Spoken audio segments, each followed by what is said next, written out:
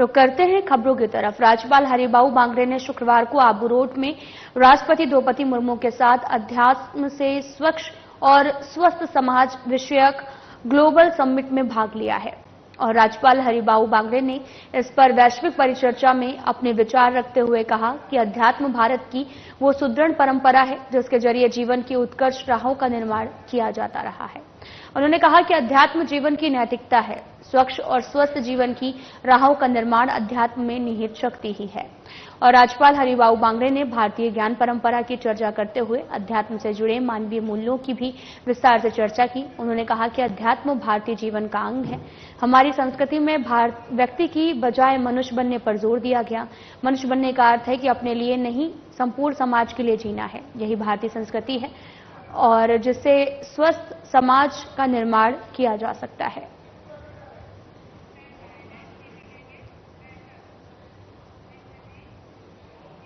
राजस्थान सरकार में युवा मामले और खेल विभाग के मंत्री कर्नल राज्यवर्धन राठौड़ ने युवा मामले और खेल विभाग राजस्थान के अधिकारियों से मुलाकात कर खेलो राजस्थान यूथ गेम्स, राज्य में खेल प्रतिभाओं का प्रोत्साहित करने, आधुनिक खेल सुविधाओं को बढ़ाने, खेल छात्रावास विकसित करने समेत खेल और खिलाड़ियों की प्रगति के संबंध में विस्तार पूर्वक सार्थक संवाद किया है।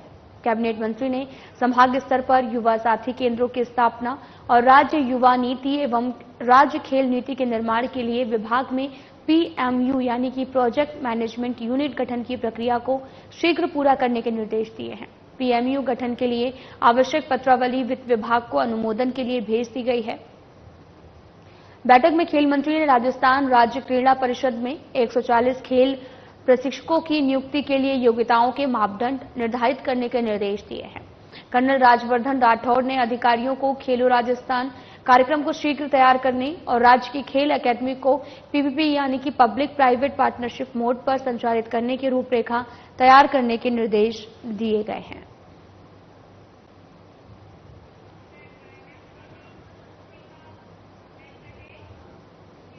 नेता प्रतिपक्ष टीकाराम जूली को हरियाणा चुनाव में एंट्री से कांग्रेस पार्टी के वोट बैंक में हुए इजाफे के बाद जूली के सियासी जादू ने कांग्रेस प्रत्याशी के वोट बैंक में बढ़त बनाने में अहम भूमिका अदा की है।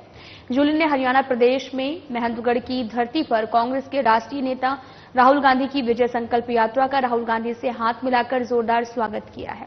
हरियाणा में कांग्रेस सरकार बनाने के लिए मंत्रणा की है और राजस्थान प्रदेश कांग्रेस कमेटी के प्रदेश अध्यक्ष गोविंद सिंह डोटासरा और विधायक फतेहपुर हकीम अली ने हरियाणा विधानसभा चुनाव में सीकर से रेवाड़ी जाते समय नेता प्रतिपक्ष टीकाराम जूली के पैतृक गांव काठूवास में कार्यकर्ताओं से मुलाकात की है। जूली के नेतृत्व में उनके आवास पर PCCC चीफ डोटासरा का गर्मजोशी से स्वागत किया गया है।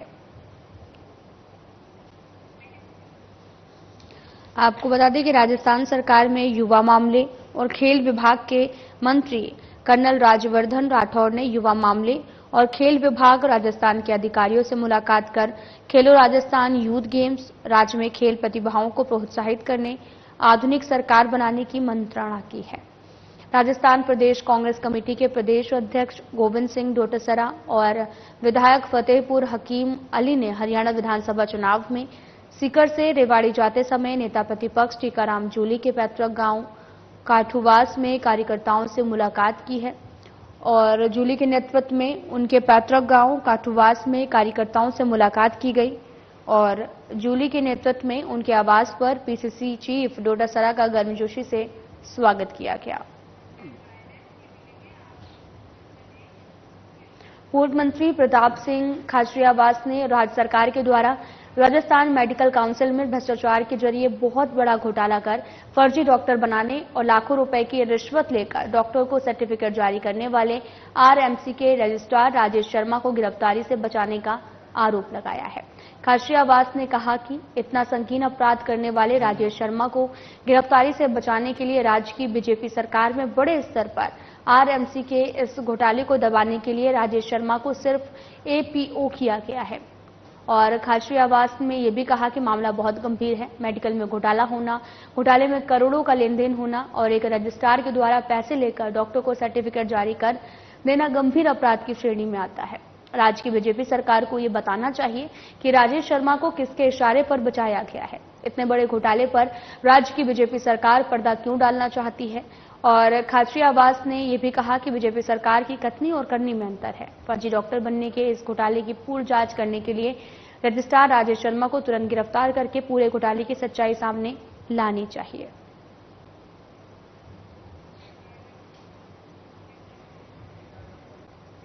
राजगढ़ कस्बे में कला संगम की तरफ से गांधी पार्क स्थित नवीन रंगमंच पर रामलीला का शुभारंभ देर रात्रि गणेश पूजन के साथ विधिवत रूप से किया गया। कला संगम के अध्यक्ष ब्रजेंद्र अवस्थी ने बताया कि प्रथम दिन गणेश पूजन, आरती, वंदन और नादमोह का भी कलाकारों ने मंचन किया है। उन्होंने बताया कि श्री राम जन्म और गिरिजा पूजन, पुष्प वाटिका का मंचन हुआ। रामलीला को आकर्षण केंद्र बनाने के लिए नवीनतम रूप से रंगमंच पर कलाकारों की तरफ से मंचन किया जा रहा है। बड़ी संख्या में लोग रामलीला को देखने के लिए भी पहुंच रहे हैं। तस्वीरें दिखा रहे हैं आपको जो कि राजगढ़ कस्बे की हैं, जहां पर कला संगम की तरफ से गांधी पार्क स्थित नवीन रंगमंच पर रामलीला का शुभारंभ किया गया और देर रात को गणेश पूजन के साथ विधिवत पूजा अर्चना की गई। कला संगम के अध्यक्ष ब्रजेंद्र अवस्थी ने बताया कि प्रथम दिन गणेश पूजन, आरती वंदन और नारदमोह का कलाकारों ने मंचन किया है। उन्होंने बताया कि श्री राम जन्म, गिरजा पूजन, पुष्प वाटिका का मंचन हुआ। रामलीला को आकर्षण का केंद्र बनाने के लिए भी नवीनतम रूप से रंगमंच पर कलाकारों की तरफ से मंचन किया जा रहा है। बड़ी संख्या में लोग रामलीला को देखने के लिए भी पहुंच रहे हैं। आपको तस्वीरें दिखा रहे जो कि राजगढ़ से हैं। कार्यक्रम में बड़ी संख्या में लोगों ने शिरकत की है।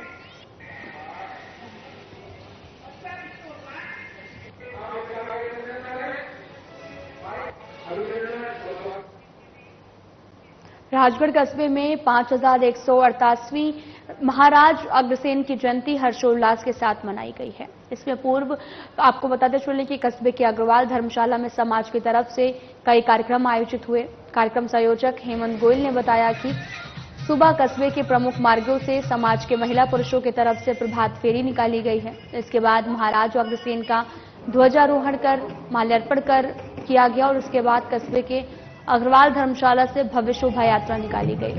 शोभा यात्रा में मुख्य आकर्षण का केंद्र 15 फुट नंदी, अघोरी झांकी, राम लक्ष्मण राधाकृष्ण की झांकियां रही।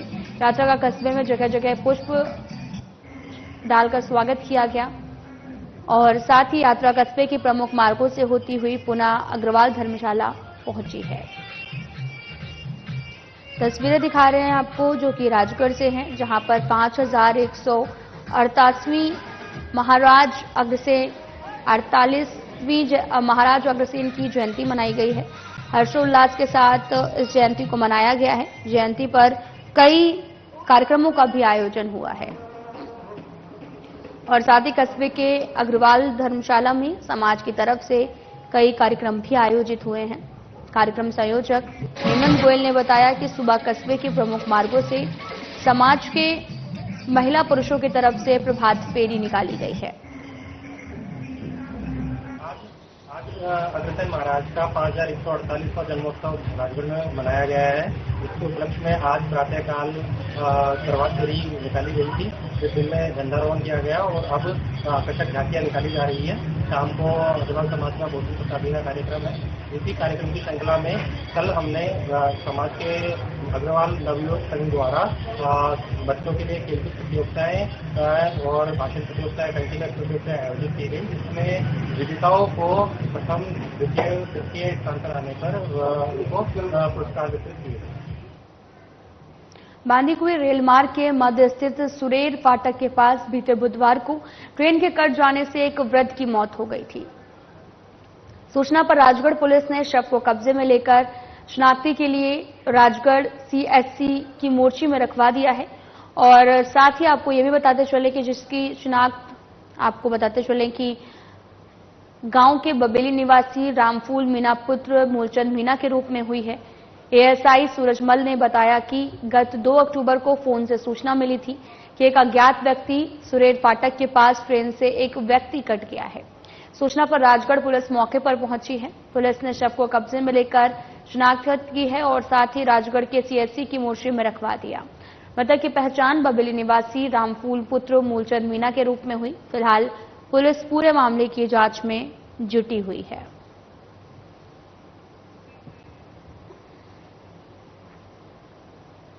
बड़ा जिले की छिपाबड़ौद थाना पुलिस ने आरोपी रामस्वरूप मीणा पुत्र मोहनलाल निवासी गुराड़ी को गिरफ्तार कर उसके पास से 233 ग्राम अवैध मादक पदार्थ स्मैक जब्त किया है और जब्त स्मैक की कीमत करीब 10 लाख रुपए आकी गई है।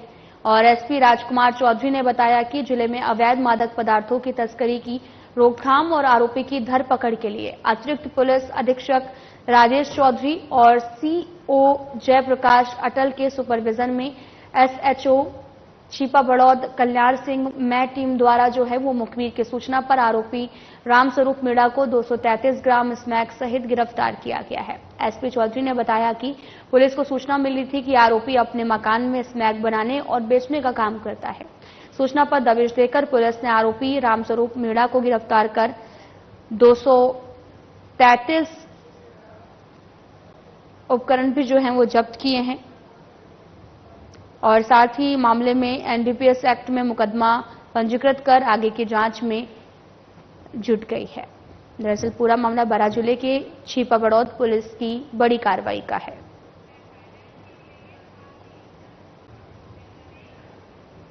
रैडी के रहचोली गांव में मारपीट कर बुजुर्ग की हत्या करने का मामला सामने आया है।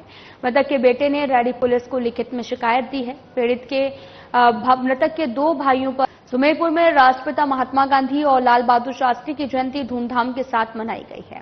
महात्मा गांधी सर्किल और भेरू चौक स्थित लाल बहादुर शास्त्री की प्रतिमा पर पालिका अध्यक्ष उषा कंवर राठौर और सांसद प्रतिनिधि अनूप सिंह राठौर समेत बीजेपी कार्यकर्ताओं ने माल्यार्पण कर श्रद्धांजलि दी है। वहीं इस दौरान कांग्रेस के नेता हरिशंकर मेवाड़ा, शैतान कुमार और साथ ही समेत कांग्रेस के कार्यकर्ता भी मौजूद रहे। सभी ने इस मौके पर राष्ट्रपिता महात्मा गांधी, लाल बहादुर शास्त्री के विचारों पर चलने का संकल्प लिया है। 2 अक्टूबर को राष्ट्रपिता महात्मा गांधी जी की जयंती और शास्त्री जी की जयंती पर हमें सब लोगों ने, कांग्रेस कार्यकर्ताओं ने फूलमाला अर्पित करी और उनके बताए हुए रास्ते पर चलने का निर्णय लेकर हमने एक तत्वाधान में तो देश आगे कैसे बढ़े, देश तरक्की कैसे करे, आम जन कैसे सुविधा में रहे, ये हमने 2 अक्टूबर है महात्मा गांधी जी का और लाल बहादुर शास्त्री जी का जन्म दिवस है। प्रत्येक भारतीय के नागरिक का दायित्व होता है ये 2 महान सपूत हुए जिनके जन्म दिवस पर देश के अंदर श्रद्धांजलि जगह जगह दी जा रही है। इसी क्रम में सुमेरपुर के भाजपा के सभी कार्यकर्ता आज यहाँ पर आके प्रशासन भी आया, भाजपा के कार्यकर्ता। जयपुर में राजस्थान के सीनियर IARS आपको पता चले कि राजेंद्र विजय के ठिकानों पर बुधवार सुबह भ्रष्टाचार निरोधक ब्यूरो की टीम ने रेड मारी है।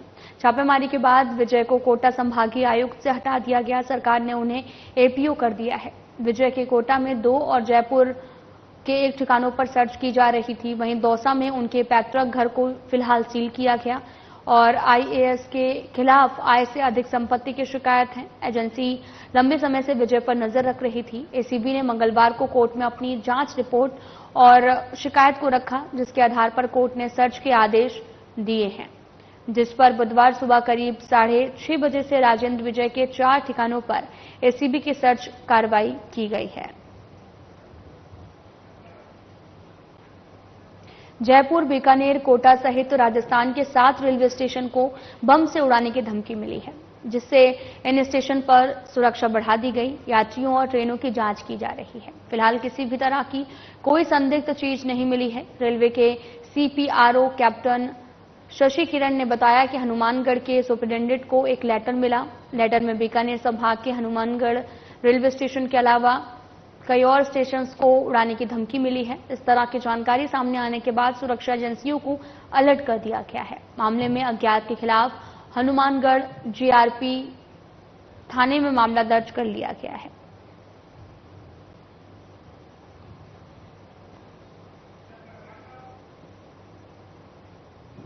रावबुड़े में इतना ही। नमस्कार।